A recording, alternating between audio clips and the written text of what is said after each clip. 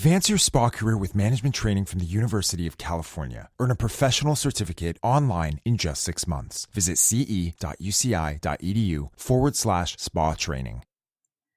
Hi, this is Sarah Jones of SpaCast by Spa and Wellness Mexicaribe, and I'm here today talking with Wanda Love about effective Facebook marketing for spa and wellness businesses. Wanda Love is a marketing and communications expert with a roster of clients within luxury lifestyle, travel, and wellness. Her extensive professional experience includes working in marketing and senior management roles within the broadcasting and spa industries, including several years spent as CEO with the Canadian Spa Industry Association. Welcome, Wanda. How are you today? Wonderful. Thank you, Sarah. Excellent to have you on the show. We have a really interesting topic today, and we've spoken about this a few times. Back at iSpa, you did a presentation which I was blown away by, and then we had a call, a group call, where you explained it in a little more detail. And I just thought that it's such a great content and message for the industry to use. And I would love for the audience in Mexico, Caribbean, Latin America, across the region, really, to benefit from your words of wisdom. So tell us a little bit more about it.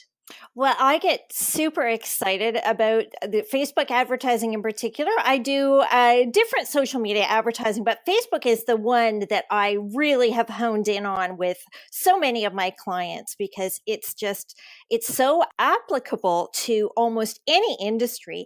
And it's really nimble and quite easy to use once you get accustomed to it. And so I just absolutely love it. Fantastic. So let's dive into the content. Perfect. Well, first of all, one of the things people ask me a lot about is, why choose Facebook? Why do I love Facebook so much? And even with all the negative press and the privacy challenges, it still remains the most popular social media network. Plus, it's where the bulk of your target audience for spa and wellness is going to be, unless you're skewing quite young or quite old. Facebook really is the platform to go to. It's really flexible, it's very robust, and it provides a really inexpensive marketing platform.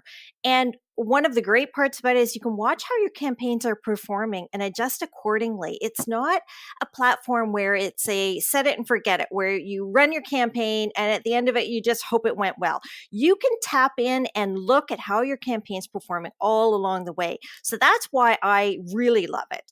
And one of the first things people need to do is to recognize that they have to be an admin on their business page for Facebook. So if you don't have a Facebook page already for your business, get one of those going.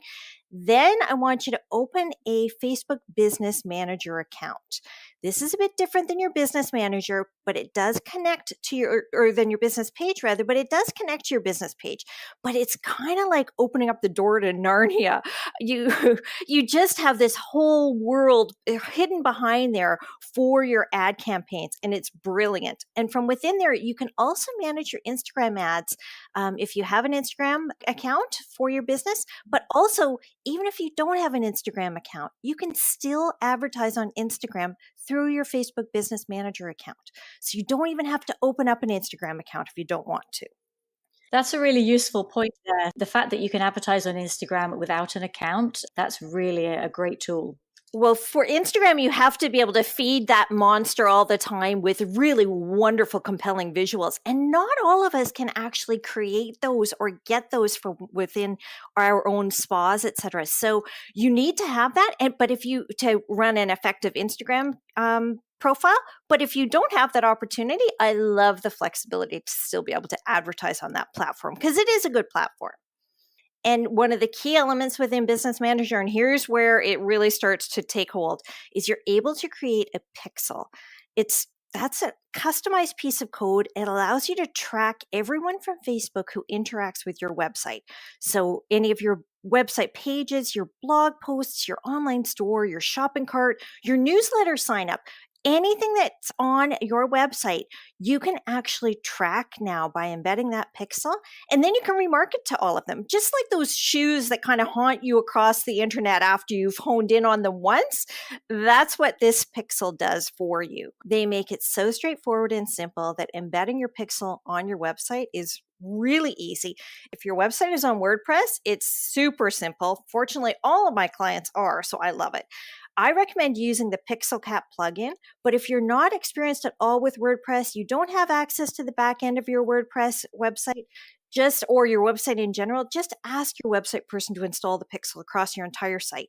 When you're in Business Manager, it actually gives you that option of email my Pixel, and then you just email it off to whomever needs it, and it's done for you.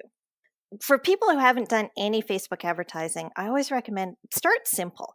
Some of you may have already tried doing boosted posts. So that's a great way to get started because your organic reach on Facebook now is minuscule. It's like 3% of the people who like your page who will typically see the posts. So give them a tiny boost with a small budget, just like $2 or $3 on some of your key posts, some of the ones that really drive your messaging, and target people. Start by just targeting people who like your page and their friends. You'll see that that's an easy option from within Facebook ads. Start with that, and that's going to just start to boost your algorithm, and you'll see that your post will suddenly start to see more organic reach, which helps you overall too. And it gets you sort of integrated into the world of Facebook ads without feeling too overwhelmed. Then I want you to try some real ads. So when you go into Facebook Manager again, you'll see where it's create your ad. So first of all, you have to set your objective, and Facebook gives you a bunch of preset options. For most of you, the best bet is going to be traffic, which is going to help drive traffic to your website where you can track them, you can remarket to them, and hopefully you can convert them. The other option that is really popular is conversions. Now, this is really great if you're doing gift card sales, if you're booking treatments, etc. If that's your goal, that's your objective. But think about who your audience will be and what it is that you want them to do. If you're starting out with a cold audience, and we'll talk about audiences in just a minute, but if you're talking about an audience who has nothing to do with your business yet, they are not following you on Facebook or anything, then they're probably not going to appreciate an ad that immediately is like, oh, but now I want you to book a treatment right now. They probably want to learn a little bit more about your business. So just try to follow through the sales journey and think about where everybody's going to be on that path, and then ensure that those objectives and your calls to action, et cetera, marry up with that.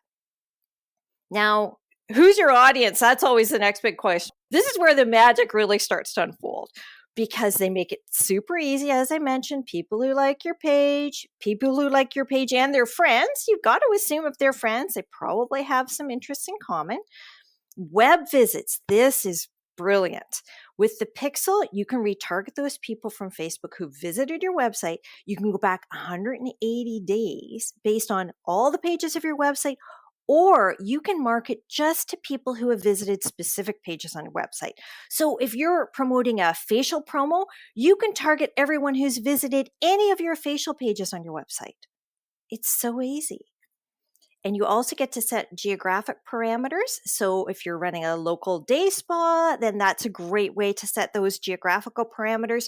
If you are more of a destination spa, then you may want to set those parameters a bit wider, or just market to everyone who's visited your website within the past 3 months, or how far in advance do you think they're planning their trip? So that's how you can target for them.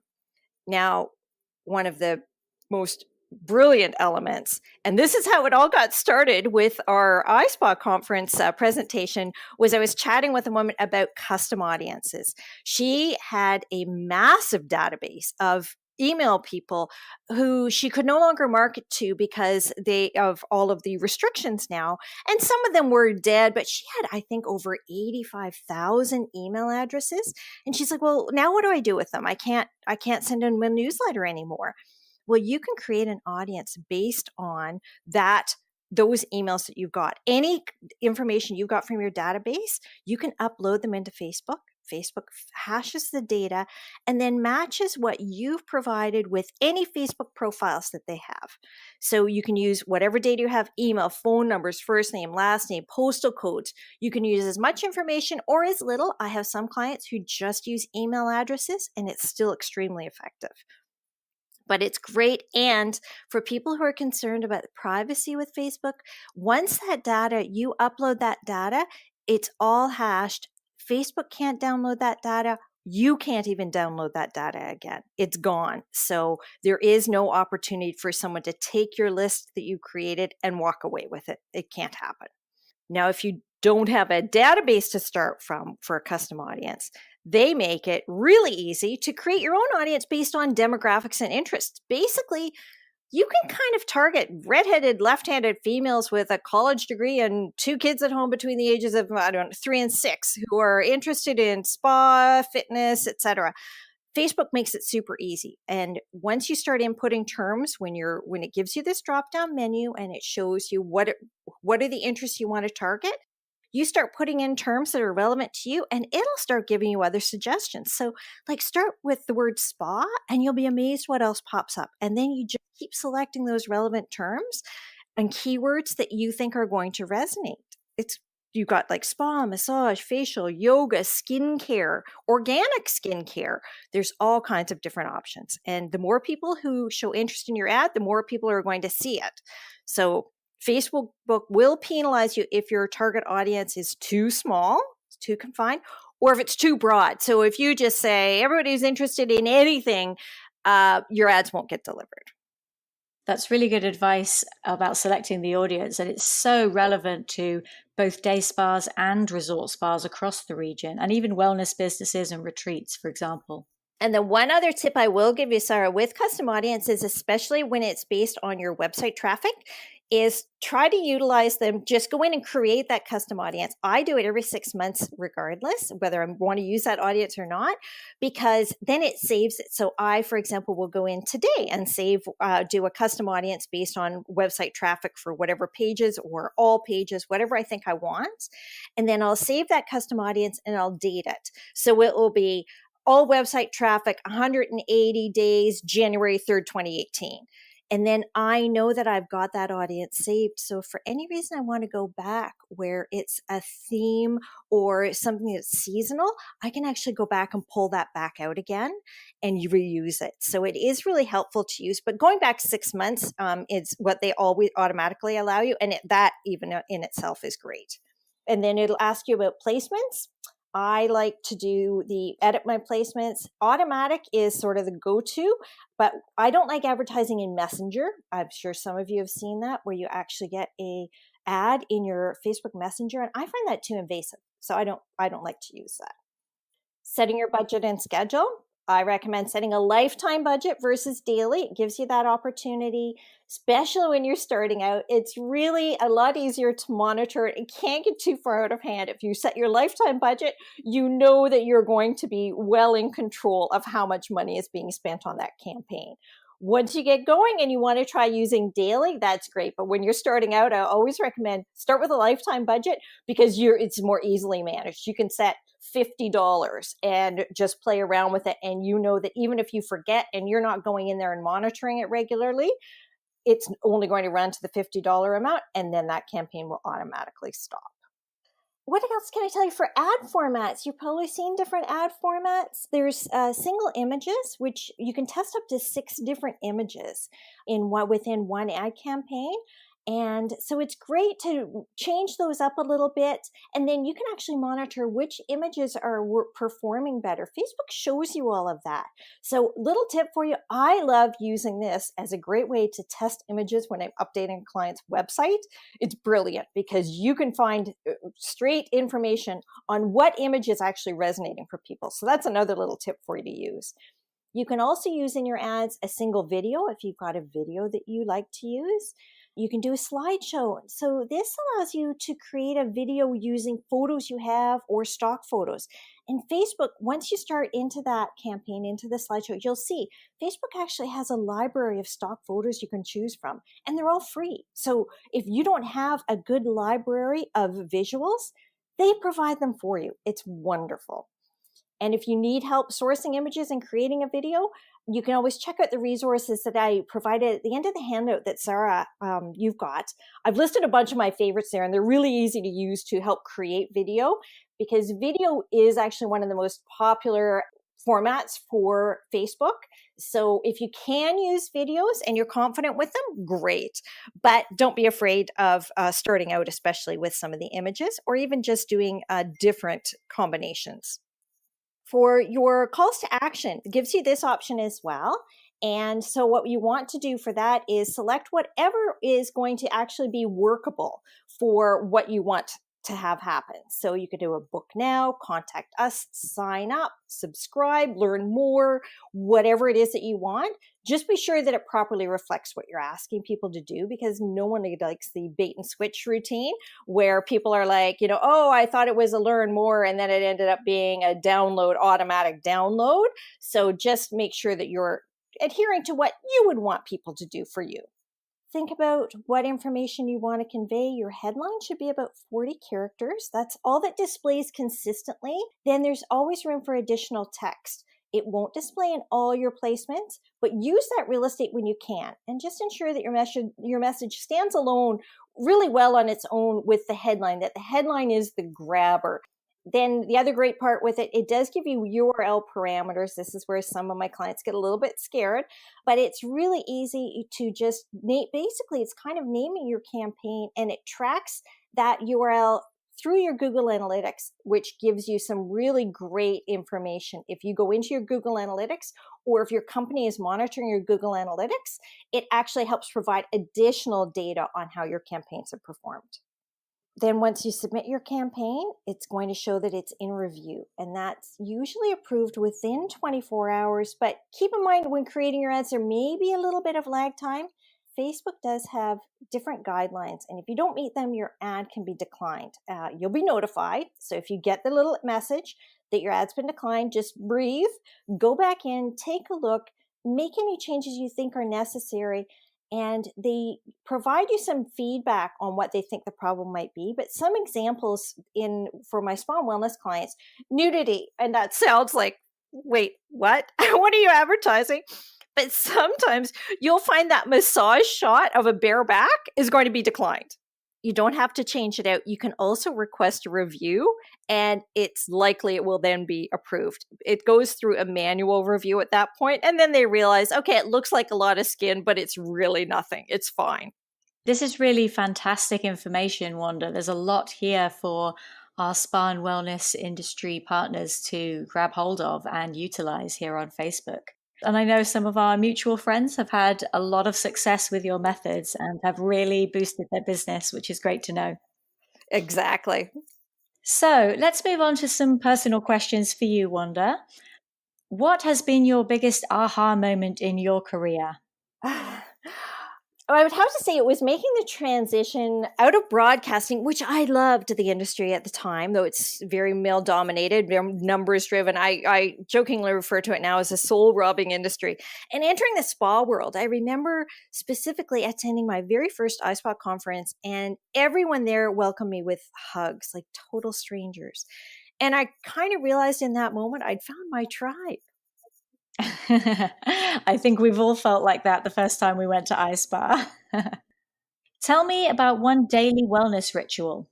Oh, I'm totally obsessed with keeping my brain healthy. And there's so much science out there now to support all of these elements.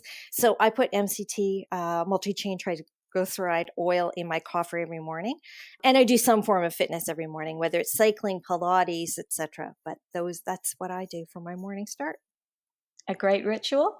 What's the funniest spa story you've heard recently? Well, it actually has to be my husband and his friends going to a Russian banya. My husband, God bless him, he's always game to try things, and I've had him at so many different spas with me when I've been doing reviews, etc. And so he'll try most anything. So he decided to try this Russian banya with a few of his friends, and it was an old school banya. It was in Russia. It was outside in the snow, very rustic. And as they tell it, they had to climb into this giant cauldron that had an open fire beneath it. And they were joking. They felt like the Bugs Bunny cartoon, and they were waiting for Elmer Fudd to start chopping carrots into the water around them. And then, of course, in true banya fashion, they were then beaten with branches afterwards by some, rather aggressive Russian babushkas. And they were just killing themselves laughing, telling me about it. But they loved the experience and went back. Fantastic. That's a great story. And what is your favorite quote or saying? Oh, I've had the same one for, probably 30 years now. Leap and the net will appear.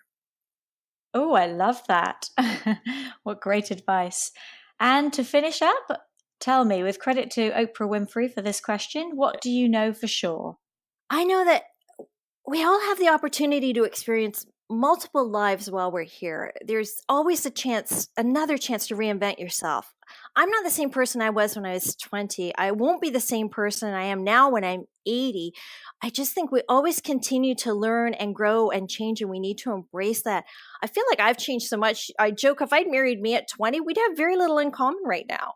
But I think it's that opportunity. I've traveled, I've lived in all different places. And every time I always look at it as a real opportunity to take a look at my life and reinvent myself in whatever way I want.